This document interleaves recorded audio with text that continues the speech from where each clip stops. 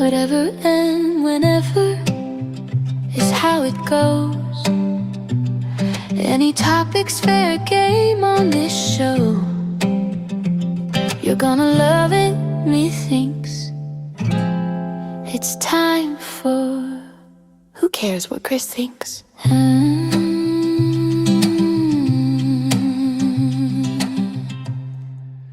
Thank you, Isadore, for that amazing intro song. I appreciate it so much. You're listening to Who Cares What Chris Thinks in our series, Exploring Success, where we take a real look at what success means from every angle. I'm your host, Chris. During each episode, we sit down with inspiring guests from all walks of life, entrepreneurs, artists, athletes, and everyday people who've carved their own paths. We'll unpack their stories, struggles, and triumphs to discover how they define success, what drives them, and what they've learned along the way. Because success isn't one size fits all, it's personal, evolving, and sometimes surprising. So get ready to be inspired, challenged, and reminded that your version of success is yours to create. I wanted to start this series and talk about success from a different perspective than what we traditionally think of when it comes to this topic. When we think of success, we traditionally think of who's got the biggest car, house, bank account, or most followers in the social media world. Today, the definition may be different than just monetary value, but it's a value called ADs, or attention dollars. At the core of success, it's about accomplishment. We have a purpose or aim to accomplish,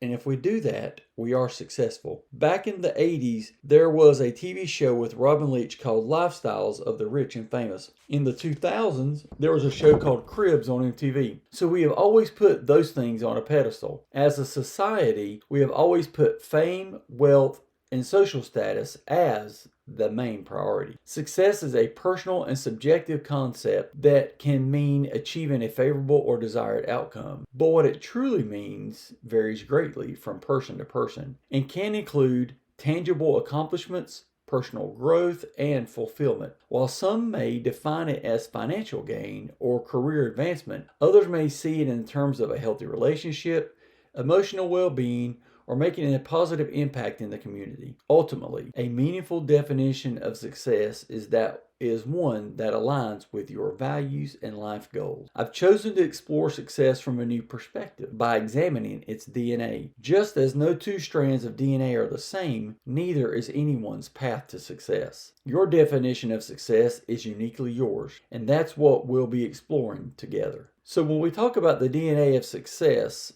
on this episode, we're going to honor two people who meant the world to me, and I lost them both this year. These two people were the most honest, caring, and giving people that I knew. They looked at success differently than I've ever looked at it, which is why we are honoring them in the first episode, because they are the true inspiration for this series. I want to honor them and share their success story with the world.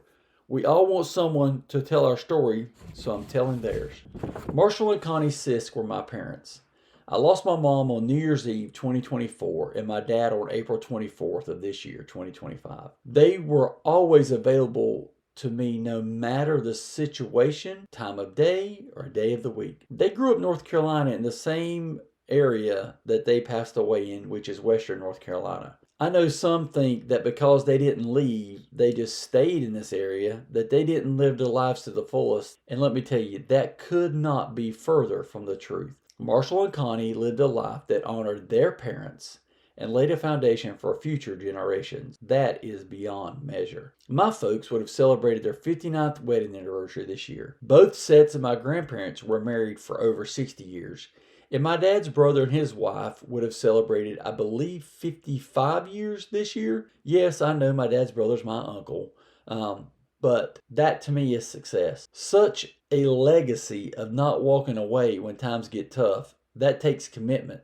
That's a desire to be successful. My mom was born in a small town called Shelby, North Carolina, and my dad in a very similar small town called Lincoln, North Carolina. They were married at a young age, and my dad was stationed in Germany and my mom went with him. They spoke highly of Germany, always wanting to go back, but never made it. They moved back to Hickory, North Carolina, where I'm from, and lived in the same house they bought shortly after their return from his duty with the Air Force. My dad was a truck driver for his entire working career, and my mom started out as a lunch lady until I was in third grade. Then she took a job as a fabric cutter and held that job until she retired. They lived in a small house, 3 bedrooms, 1 bath, that they worked hard to pay off. And the entire time they were paying off their house and mortgage, they were helping my grandparents with their lives, but from stuff like home maintenance to helping them physically with medical issues and making sure that my parents, well, that their parents never needed anything. They never put themselves first in anything. Their life mission was taking care of everyone around them. In 2019 or 2020,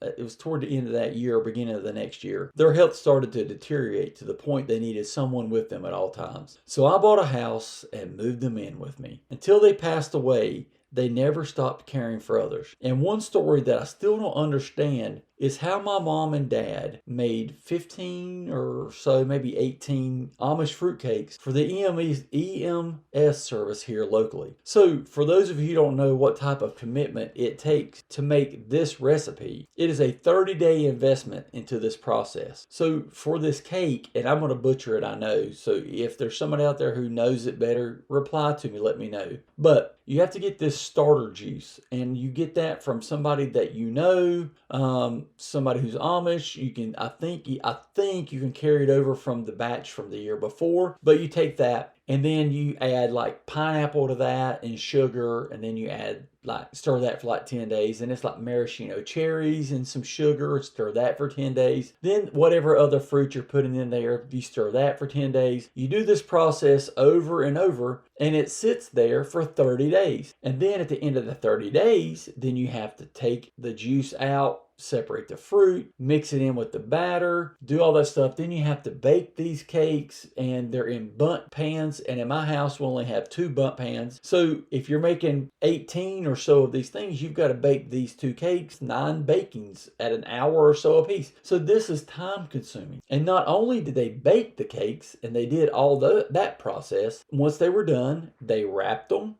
in saran wrap and got into the car and hand delivered them to the EMT locations, the different stations around here. So that sounds like a lot, right? But my mom was basically wheelchair bound. She, for the last 5-6 years, had never stood up by herself. She never walked without assistance. She had to get a chair. I bought a chair for the house. It was a lift chair that raised her up. She needed help all the time. And my dad was 3 years older than her and in terrible health himself, but he always took care of my mom. And when they went to deliver this stuff, my mom basically was confined to the house. So she, got out of the house. And the only time she ever left was for doctor's appointments or going to church once in a while, or the rare occasion she goes to a family event. So they took this and they delivered these around. And my mom being in a wheelchair all the time, and my dad, and I describe him to people, so imagine this, he was the letter R. And if you write out the word, let's just say the word grace, and you know how the R looks in the lowercase r, that was my dad. He was a lowercase r. But it never stopped him from going anywhere. It never kept him at home. He always was on the go. And I just basically asked them during this whole process, probably halfway through, like, why?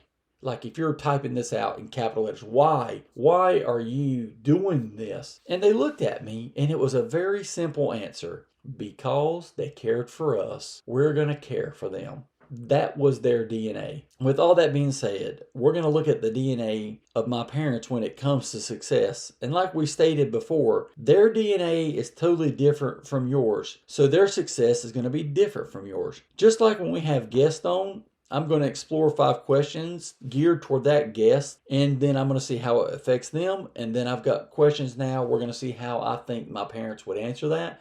And because I lived with them full time for the last 6 years of their life, I think I can answer it pretty accurately. We look at 5 aspects of the DNA of success, and we're going to tell you what those aspects are. Then I'll tell you the question, then we're going to ask. This will be just like this with every guest that we have. So the first part of the DNA of success we want to look at is, how do you define success? So defining it. So if my mom and dad were still sitting here and they were having this conversation with me, I would say, I would ask them this question. Do you think success is more about achievement or fulfillment? And then their answer would be, I feel, every answer I give you, I'm going to feel 100% that I know their answer, their response. Fulfillment. They would tell me fulfillment for sure. They would tell you to be successful. For them, the biggest aspect of success is the ability to help their family, their friends, their neighbors achieve heights greater than they reached on their own. And that was the thing that brought joy to their lives. So my mom and dad always wanted everybody to do better than them. I know my dad, I was later in life, and my dad was an amazing man. I love my dad to death. And he wasn't super affectionate. You know, he might would hug you every now and then, but he would tell you he loves you all the time. But I remember the first time that I remember as an adult, when it probably wasn't the first time, but one of the very first times that I remember as an adult, him telling me, I'm proud of you. And it was because I had achieved things in my personal life, and then not really my personal, but in my career path, that he saw from where I started at to where I got to, and it made him proud. And my dad always told me he wanted me to be more successful than he was. And I think most dads are like that. We want our children to be more successful than we are. And I know with my children, I'm very proud of them. They're successful. They're well adjusted. They've got their head on their shoulders. You know, they've got all that stuff going on for them. And I want them to be more successful than I have been. And my mom and dad were the same way. My mom always wanted everybody to do better. Her goal and her mission in life was to make sure that those around them were taken care of. So that was for them success. Their fulfillment was that of people being successful, of them achieving goals and setting them and getting there. And I know that was my mom and dad. I know that they loved, and it got the biggest smile on their faces whenever they saw their especially their grandchildren be successful. When they saw their great grandchildren, it was crazy. But when they talked about their grandchildren, they lit up. And it was because they wanted them, and they knew that they were going to be successful. So on the second part of the DNA, we look at the journey of success. And I know this answer was 100%. I don't even have to think twice about this answer because I remember it. Can you share a moment when you realized you were on the right track? And my mom and dad would both look at each other, and they would tell you the same answer when they paid their house off. You have to realize they both were lower middle class growing up, and my mom and my dad never were rich, never had tons of stuff in their life. But, you know, when they got their house paid for, they had finally achieved, you know, they bought the house, they had the cars, they had the 2 children, they had the American dream. And that was what to them was the greatest thing for them. The American dream that they lived and had. So paying their house off to them was the one thing that really gave them that fulfillment, that idea, that mindset that they had been successful. So then it takes you into the next thing, which is the mindset and habits. So when you look at that, I would ask them, how important is discipline over passion? My mom was super disciplined. When it came to the bills, it came to those things in life, she was very disciplined about it. We never went without anything. We never went without food. We always had a roof over our head. We always had the air and the heat on all the time. So we had water all the time. When cable TV came, we got a cable TV. That was the coolest thing. So we never went without those things. And, you know, that was their mindset. My mom was very disciplined, and her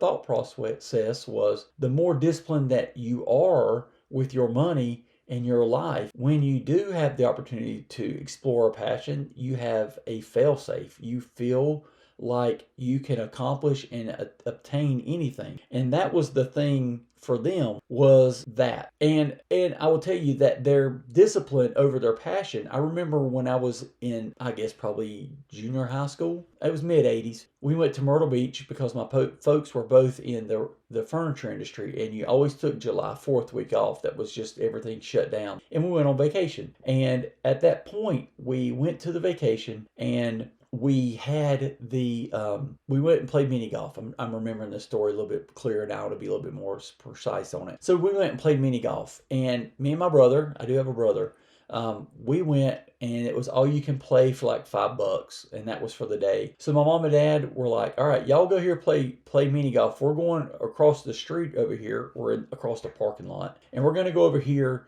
and we're going to go listen to this presentation because we win something like tickets to something like to one of the attractions in town. So they went, and me and my brother, it's the mid 80s. He's in high school, I'm in junior high school. We're playing mini golf. We're in this enclosed area like a fence, but not like you couldn't jump the fence and leave. And we were there for probably 3-4 hours. And then my mom and dad came out and said, "Are y'all finished? We got a couple holes left. So finish up the game and come over here with us." And we go over to this building, and my mom and dad are like, "Hop in the back of this golf cart. We're going to go take you for a ride. I want to show you something." And I'm like, "Oh, okay, this is weird." But we went and we toured this condo, and we're like, "Oh, this is really cool." And my mom and dad are like, "Well, guess what? We own it." And I'm like, "What?" And they're like, "We own it. We get this condo for," and it was a model, it wasn't the actual one, but it was of the same thing. "We get this for the 4th of July week, every week for as long as we live." And I'm like, "What? Oh, this is awesome." And I was so excited. And we took that timeshare and we went to Florida. We went to Orlando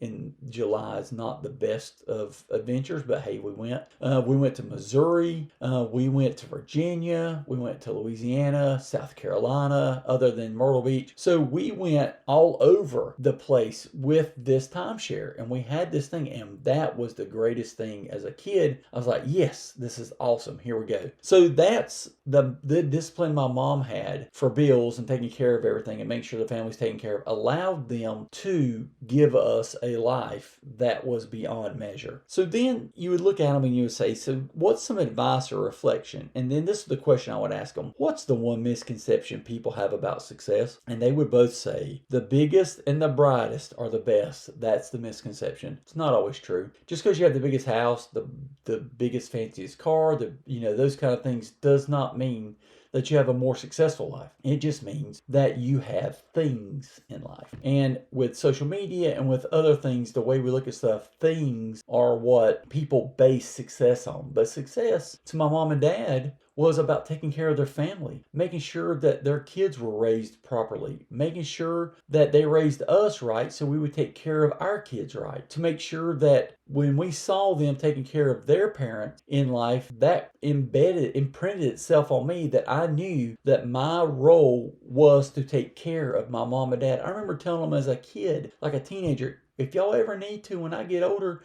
you can come live with me." And I was like, okay, that might not ever happen, but it did. And because I saw the way that they did their parents, to take care of their mom and dad, I knew that my responsibility was to take care of them. And that's what I did. So the biggest and the brightest is not always the best. So that's the one thing that I know that they would talk about and would want everybody to understand. And then when we look at the legacy, what would you like people to remember you for? Marshall and Connie, what would you like for people to remember you for? And my dad would say my dad jokes, or he would say my sense of humor, or he would just say his passion for guns and just all that stuff. My mom would be like, the way that I took care of my kids, my grandkids, the way I was with my church, those kind of things. But for my mom and dad, their legacy was caring for other people. When we were at their memorial service, when I was at their funeral, and the preacher stood up and he talked about my mom, one thing he said is no matter what condition Connie was in, she was always wanting to cook. Now I'll tell you, my mom was not the greatest cook in the world, but she loved cooking and loved doing that for other people. So when they talked about her at her funeral, they talked about her loving and caring heart. And people were like, "Yep, that's Connie." And at my dad's funeral, it was more about how Marshall would make sure that everyone around him was having a good time. He was like the DJ, or like he was like the MC of the party. Do you remember, if you haven't seen it, you should watch it, and I'm going to give you a spoiler here. There's a movie called Caddyshack. It's funny. That's the spoiler. If you've not seen it, that's funny. And Rodney Dangerfield is on the dance floor and he's dancing around having a good time. And he's telling jokes and he's cutting up with people. And that's the way my dad was. He always wanted to be the life of the party. He had a joke. He had a story. He had everything. But he had a heart of gold and a heart that was there for you. He cared about you. He loved you. And that's what his heart was. That's what his legacy was. My mom's legacy of caring and cooking and taking care of others. So Those two together left a legacy and an impression on me and imprinted in my life the fact that we have to care for others. I took that same philosophy into my management style when I was a restaurant manager, when I was a retail manager. The philosophy that I got from them, and I use it. My dad said this in not so many words, but this phrasing. If you take care of your employees, they'll take care of the people who come in to your building. So like if you take care of people that work inside your four walls, they'll take care of the people who come in to eat in your establishment. Take care of those around you. Once you take care of those around you, then those around you will take care of those around them. That's kind of the way that it was. That was my mom and dad's philosophy in life. So that really is the DNA of the success of Marshall and Connie. And that's really our episode for today on Who Cares What Chris Thinks, Exploring Success. And I hope the conversation that we had today made you pause and think about what success really means in your life. I hope you're able to see that success is not for only certain people, but you can be successful. And you can be as successful as you strive to be. It's not just limited to certain people. There is no one size fits all when it comes to success, but there is a fit for everyone. And just like my clothes, I had to grow into them. Success isn't really about the pursuit. It's about clarity and knowing what truly matters to you. So please subscribe to our show on either Spotify or Apple Podcasts, and like and share us with your friends, your family, and even your enemies. And I guarantee you, they won't be your enemies for long if you share this podcast with them. So as we wrap up this episode, thank you for listening. And remember to always keep questioning, keep growing. And remember, your version of success is the only one that matters. Whatever and whenever is how it goes. Any topic's fair game on this show. You're gonna love it, methinks. It's time for Who Cares What Chris Thinks?